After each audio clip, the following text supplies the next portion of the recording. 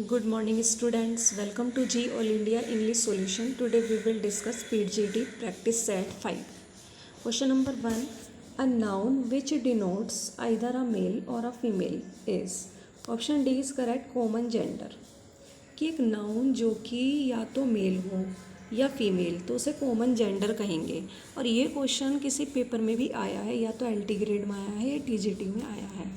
Next question is a noun which denotes neither male nor female. एक ऐसा noun जो कि ना तो मेल है और ना ही फीमेल है, वो न्यूटर जेंडर है। ना मेल है ना फीमेल है तो न्यूटर जेंडर है, या मेल है या फीमेल है तो कॉमन जेंडर है। देख लेना आप इन दोनों में difference. Next question is they arrived soon after. देखो यहाँ आफ्टर क्या है, ये एडवर्ब है, क्योंकि एडवर्ब हमारा क्या होता है, किसी भी एडजेक्टिव को, किसी भी वर्ब को या एडवर्ब को वो मॉडिफाई करता है। तो दे अराइव्ड सून, वह जल्दी ही वहाँ उन्होंने अराइव किया था, जल्दी ही उन्होंने अराइव किया था। तो आफ्टर, तो यहाँ सून को यहाँ पे क्या कर रहे हैं, मॉडिफाई कर रहे हैं। तो सून क्या है यहाँ पे, एडजेक्टिव, एडजेक्टिव को यहाँ पे मॉडिफाई कर रहे हैं after. Next question is the cat ran after the rat. After is preposition. After यहाँ पे क्या है, प्रीपोजिशन है, क्योंकि ये नाउन से पहले दी गई है। नाउन से पहले आ जाए, एडजेक्टिव भी होता है वैसे तो वो तो खैर पहचान लेते हैं जिन्होंने ये पूरा डीप चैप्टर पढ़ रखा है। तो इसके लिए आपको एडजेक्टिव और प्रीपोजिशन का जब आप डीप पढ़ोगे चैप्टर तो आपको क्लियर हो जाएंगी चीज़ें। कि the cat ran after the rat, कि कैट किसके पीछे दौड़ी थी, रैट के पीछे दौड़ी थी। तो आफ्टर क्या है, यहाँ पे प्रीपोजिशन है। Next question is please attend. देखो यहाँ बी ऑप्शन करेक्ट है, मैं आपको ये बिल्कुल सीधे बता दूँ कि अटेंड के बाद टू प्रीपोजिशन आती है। तो please attend to what I say, और एक बोलता है प्लीज़ लिसन टू मी, तो लिसन के बाद भी टू का प्रयोग किया जाता है। Next question he had scarcely slept. देखो स्कैर्सली के साथ हम यूज़ करते हैं वैन, इसका मतलब होता है मुश्किल से। तो स्कैर्सली के साथ हम क्या यूज़ करते हैं, वैन। और नो सूनर के साथ हम यूज़ करते हैं देन का, THAN देन। इसका मीन्स भी ऐसे ही होता है, जैसे इसका नो सूनर का मतलब होता है जैसे ही। क्या होता है नो सूनर का मतलब, जैसे ही। लेकिन ये नेगेटिव सेंस में यूज़ होता है और पॉजिटिव सेंस में हम यूज़ करते हैं एज सून एज। लेकिन एक सेंटेंस कंप्लीट करने के बाद उसके कोमा लगा लेते हैं एक सेंटेंस के बाद हम। और नो सूनर के बाद हम यूज़ करते हैं, जैसा नो सूनर का आपका सेंटेंस में आ जाए तो एक सेंटेंस कंप्लीट होने पर हम देन लगाते हैं। Next question is choose the miss spelled word. इसमें जो गलत वर्ड है वो चूज़ करना आपको, तो वो option B is correct, mesmerise. और सही है सबसिस्टेंस, SUBSISTENCE, और NO मेलस, ANOMALOUS, और नाइन्थ NINTS। देख लो नाइन्थ की spelling NINTH, ninth. Next question is find out the correctly spelled word from the following. तो करेक्टली स्पेलिंग आपको बतानी है, वो है आपकी कॉन्क्यूपिसेंस, CONCUPISCENCE।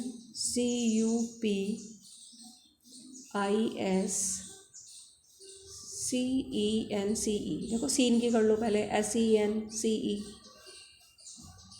सीन की कर लो SENCE, और कॉन्क्यूपी CONCUPI। Next question is he said let me go. देखो जब लेट से स्टार्ट सेंटेंस हो आपका, इन्वर्टेड कोमास रिपोर्टेड स्पीच जब आपकी लेट से स्टार्ट हो रही है तो कोमा इन्वर्टेड कोमास को ख़त्म के लिए टू का यूज़ करते हैं हम। किसका यूज़ करते हैं, टू का। तो अब सेड टू को हम सेड को चेंज करेंगे आस्ट में, ठीक है। फिर आस्ट मी, ये अपनी तरफ से ऑब्जेक्ट आपने ले लिया है यहाँ पे, तो ही आस्ट मी, क्योंकि मी को भी तो चेंज करना है फिर। लेकिन मी को हम चेंज करेंगे सब्जेक्ट के अकॉर्डिंग, और सब्जेक्ट हमारा है ही, लेकिन सब्जेक्ट हमने यहाँ पे ऑब्जेक्ट अपनी तरफ से मान लिया। तो he asked me to let him go, ऊपर वाला सही क्यों नहीं है? क्योंकि सेट को इन्होंने चेंज ही नहीं किया। और यहाँ ये गलत क्यों है? क्योंकि इन्होंने लेट का यूज़ नहीं करा, लेट का तो होना ही है, और ये आपका है ही नहीं, तो सी ऑप्शन इज़ करेक्ट। आप ऐसे भी देख सकते हैं। नेक्स्ट क्वेश्चन इज़ एप्रेंड मीन्स, एप्रेंड का मतलब होता है अरेस्ट करना। एप्रेंड मतलब अरेस्ट करना, APPREHEND means arrest. The group term for girls और यंग वुमेन, जो गर्ल्स का या यंग वुमेन का जो ग्रुप होता है उसे बोलते हैं baby, BEVY। Next question is worshipper का जो ग्रुप होता है उसके लिए क्या टर्म दी गई है? कॉन्ग्रीगेशन। तो जो पुजारी होते हैं उनका अगर ग्रुप हो तो उनके ग्रुप को बोलते हैं congregation. Kill 2 birds with 1 stone means, तो option A is correct, to gain a double object in 1 effort, एक ही प्रयास में डबल ऑब्जेक्ट प्राप्त करना, मतलब एक ही तीर से 2 निशाने। तो ये प्रोवर्ब है कि kill 2 birds with 1 stone means to gain a double object in 1 effort. Next question is deus x machina, ये एक लैटिन कैलक्यू है from the Greek word, Greek word है ये deus ex machina, Latin calque, जो कि लिया गया है ग्रीक वर्ड से। इसका मतलब होता है option D is correct, god from the machine, machine से god, god from the machine. ड्यूज एक्स मशीना is a Latin calque from the Greek word which is used for god from the machine. Next question is कि when a sheet is folded, जब एक sheet को fold किया जाता है 12 leaves बनाने के लिए, एक शीट को फोल्ड किया जाता है 12 लीव्स को बनाने के लिए, तो इसे बोलते हैं हम डोडेसिमो, डोडेसिमो, DUODECIOM, DUODECIOM, MO। तो वह ना शीट, जब एक शीट को फोल्ड किया जाता है 12 लीव्स बनाने के लिए तो उसे बोलते हैं duodecimo. Next question is the figure of speech in which the sound, देखो जहाँ साउंड आती है ना किसी भी फिगर ऑफ स्पीच में उसे बोलते हैं ओनोमेटोपोइया। इसकी स्पेलिंग देख लो, option B is correct, ONOMATOPOEIA। Next question is my father, father and mother is a man and wife, man and wife is 1 plus, so my mother. Whom does Hamlet speaks here, किससे कहता है ये Hamlet line को? King Claudius से कहता है कि मेरे माता, माता और पिता कैसे होते हैं? मैन और वाइफ होते हैं, पति पत्नी होते हैं, और वो man and wife 1 he flash होते हैं। शरीर उनका एक ही माना, शरीर 2 होते हैं, आत्मा एक होती है, 1 फ्लैश माने गए हैं, इसलिए मेरी मदर। तो ये हैमलेट ने बोली है, हैमलेट प्ले में, जो कि लिखा है विलियम शेक्सपियर ने। ये कह रहे हैं हैमलेट, प्रिंस हैमलेट कह रहे हैं किंग क्लोडियस से। Next question is we know, हम जानते हैं, व्हाट वी आर, जो हम हैं वो तो हम जानते हैं, लेकिन हम क्या बनने जा रहे हैं वो हमें पता ही नहीं होता कि हम क्या बन सकते हैं। तो ये लाइनें बोली हैं ओफेलिया ने हैमलेट प्ले में, जो कि लिखा है विलियम शेक्सपियर ने, कि हम जानते हैं जो हम हैं, बट नो नॉट, लेकिन हम उसे नहीं जानते, व्हाट वी मे बी, जो हम बन सकते हैं। सक लिटिल बेबी, सक अगेन, दोबारा सक करो बेबी, लिटिल बेबी, ये मेरे ब्लड को कूल करता है, मेरे ब्रेन को। तुम्हारे जो होठ हैं मुझे वो फील होते हैं। Baby they draw from my heart the pain away, इससे मेरे जो हृदय का दर्द है ना, जब तुम मुझे सक करते हो तो इससे मेरे हृदय का पेन निकल जाता है। तो ये कहाँ से लाइन ली गई है?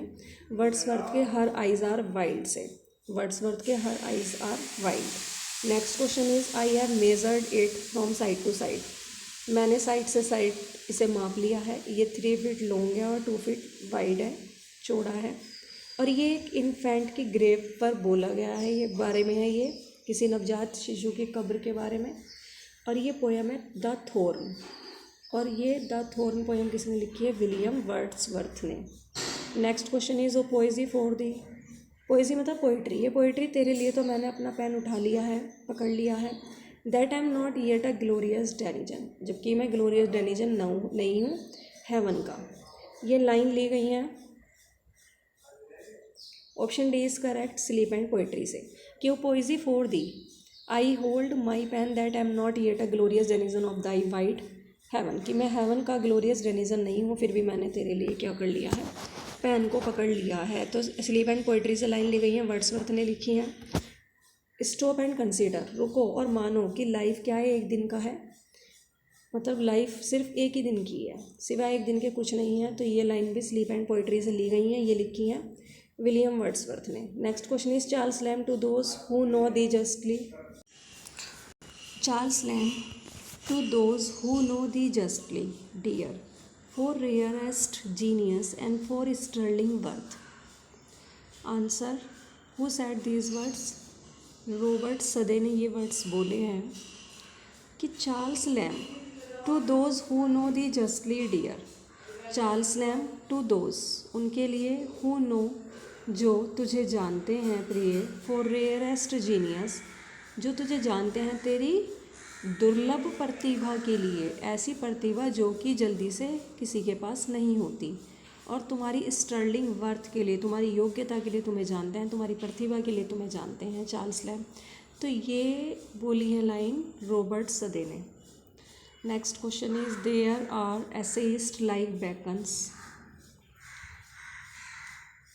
Of more massive greatness and other like Sir Thomas Browne who can attain loftier heights of eloquence, but here is no other who has in an equal degree the power to charm. Whose comment is this? किसने लिखी करे हैं comment? ये huge walker ने, कि bacon की तरह कई निबंधकार हैं, एसेइस्ट हैं, अधिक मैसिव ग्रेटनेस एंड कुछ हैं सर थॉमस ब्राउन की तरह जिन्होंने लोफ्टियर ऊंचाइयों को प्राप्त किया है, but here is no other who has in an equal degree the power to charm. लेकिन कोई ऐसा नहीं है जिसने तुम्हारी तरह ही कैसी एक ऐसी शक्ति प्राप्त करी है, मतलब इक्वल डिग्री प्राप्त करी हो तुम्हारी तरह। Whose comment is this? Hugh Walker. Next question is it is a lyrical drama. ये एक लिरिकल ड्रामा है जो कि प्रोड्यूस हुआ है 1821 में और पब्लिश हुआ है 1822 में। तो ये है option A is correct, Hellas. ये पी.बी. शैली ने लिखा है। Next question is pastoral. ये एलेजी है कीट्स की डेथ पर, जिसका मॉडल है बियोन का एडोनिस एंड मोसस का लेमेंट फॉर बियोन। ये कौन सा है? एडोनिस है। तो यहाँ सी ऑप्शन था, यहाँ दिया नहीं है इन्होंने। एडोनिस ये 1821 में ही आया था। पेस्टोरल एलेजी है, ये किड्स की डेथ पर लिखी गई है। ये भी पी.बी. शैली ने ही लिखी है, परसिबिशी शैली ने। और इसका मॉडल है Bion Adonis and Moschus lament for Bion. तो find it out, Adonis. Next question is Dickens. Dickens क्या थे? ये विक्टोरियन नॉवलिस्ट थे, और जो लॉर्ड एल्फ्रेड टेनिसन थे वो representative poet of Victorian age थे, और ये विक्टोरियन नॉवलिस्ट हैं, Charles Dickens. Next question is कि which novelist was a parliamentary reporter. कौन सा नॉवलिस्ट उपन्यासकार ऐसा है जो पार्लियामेंट्री रिपोर्टर रहा है? तो वो है Dickens. Next question is he led us as we lay at birth on the cool flowery lap of earth in the above lines he stand for. Option C is correct, Wordsworth. कि he led us as we lay at birth on the cool flowery lap of earth. In the above lines he stands for Wordsworth. He led us as we lay at birth on the cool flowery lap of earth. These lines are appear in Memorial Verse by Matthew Arnold. Memorial Verse is appeared in 1850, and in the same session Wordsworth died. Wordsworth died on 1850, and Memorial Verses is appeared in 1850.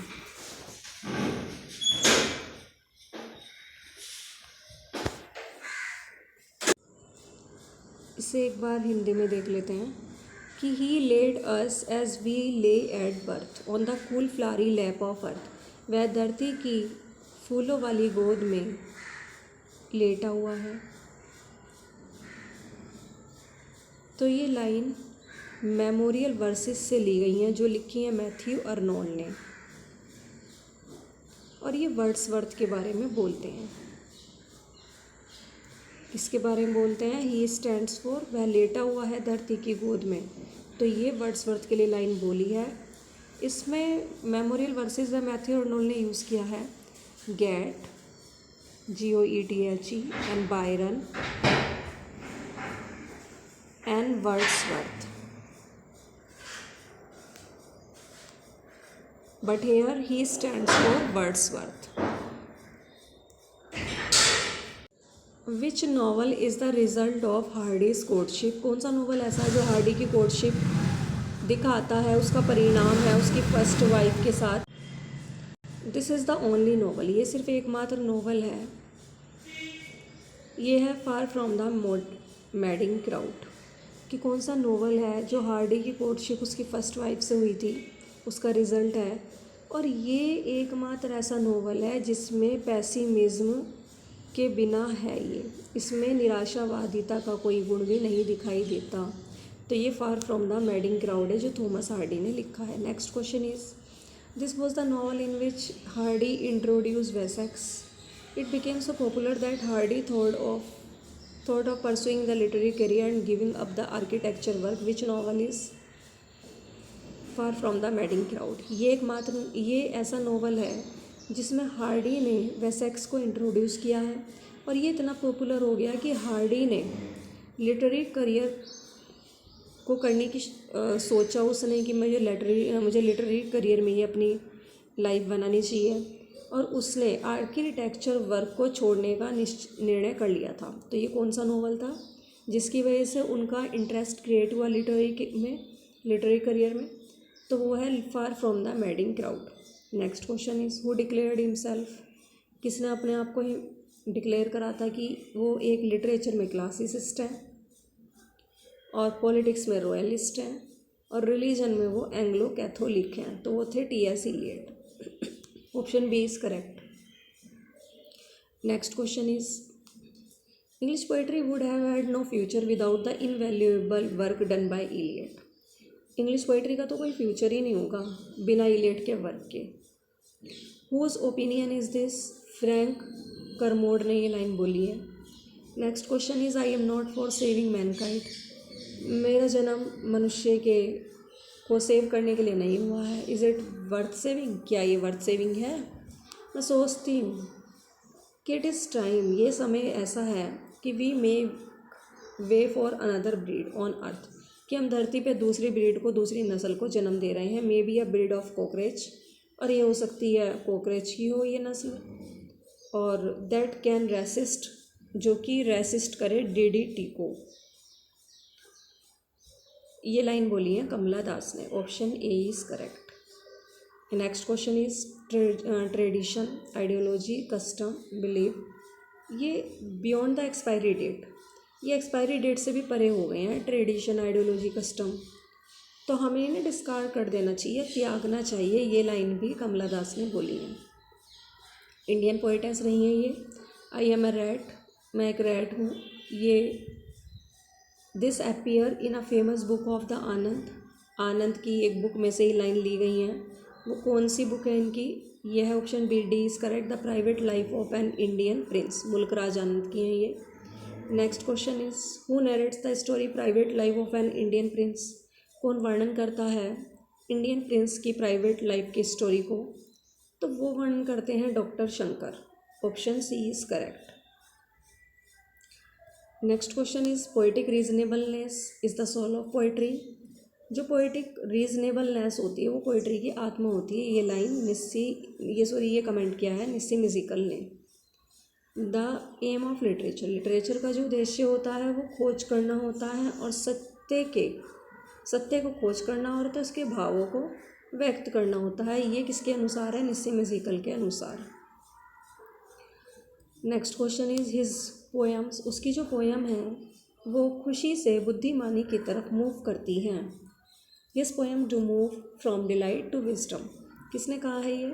Frost के बारे में, Robert Frost के बारे में। Robert Frost एक American poet थे, इनके बारे में बोला है एग्बर्ट एस ओलिवर ने। Next question is, who road swinger of birches 1957? किसने लिखा है स्विंगर ऑफ बर्चेस 1957? तो ये लिखा है सिडनी कॉक्स ने। Option A is correct.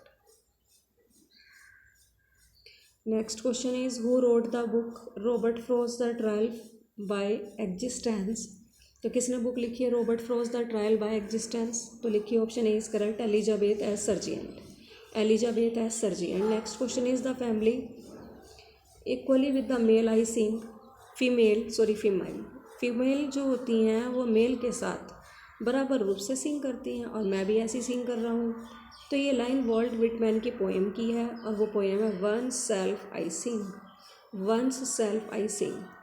Vault Whitman ये बैचलर रहे हैं, इन्होंने शादी नहीं करी थी। Next question is Adam and Eve appear. यहाँ एडम और ईव दिखाई देते हैं। Then there myriad progeny after them. उनके बाद असंख्य प्रोगेनी भी होती है उनके पीछे। Wondering, yearning, curious, with restless exploration. कि Adam and Eve appear, then there myriad progeny after them, wondering घूमना, अर्निंग चाहना, क्यूरियस उत्सुकता, विद रेस्टलेस एक्सप्लोरेशन बेचैन खोज के साथ, घूमना चाहना और उत्सुकता दिखाना। तो ये लाइन कहाँ से ली गई हैं? ये वॉल्ट विटमैन ने पैसेज टू इंडिया से ये लाइन ली है। एक वर्क लिखा है आ पैसेज टू इंडिया, वो लिखा है E.M. फोस्टर ने। और ये वॉल्ट विटमैन ने पैसेज टू इंडिया लिखा है।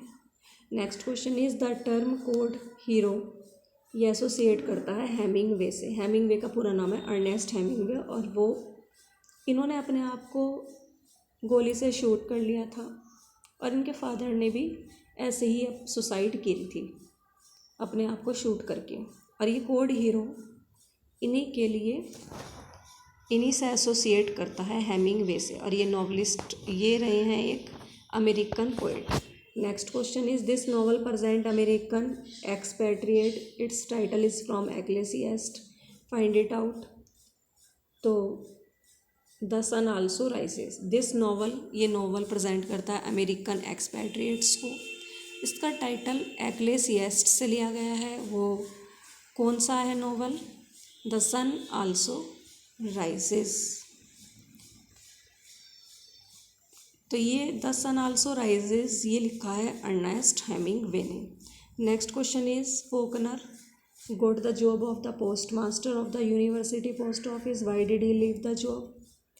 Option A is correct, he was force to resign the job. उसने जॉब छोड़ी नहीं थी, उसे रिज़ाइन करने के लिए मजबूर किया गया था। तो जो विलियम फॉकनर थे इन्होंने यूनिवर्सिटी पोस्ट ऑफिस के पोस्ट मास्टर की जॉब को प्राप्त किया था, लेकिन इन्होंने क्यों छोड़ दी थी? ही वॉज फोर्स्ड, क्योंकि इन्हें जॉब को रिज़ाइन करने के लिए, रिज़ाइन मतलब त्याग पत्र देने के लिए उन्हें फोर्स किया था। तो फॉकनर के विलियम फॉकनर का जो मुख्य राइवल है ना वो कौन है? वो है Hemingway. Option C is correct. Thanks for watching this video. Please like, subscribe and share.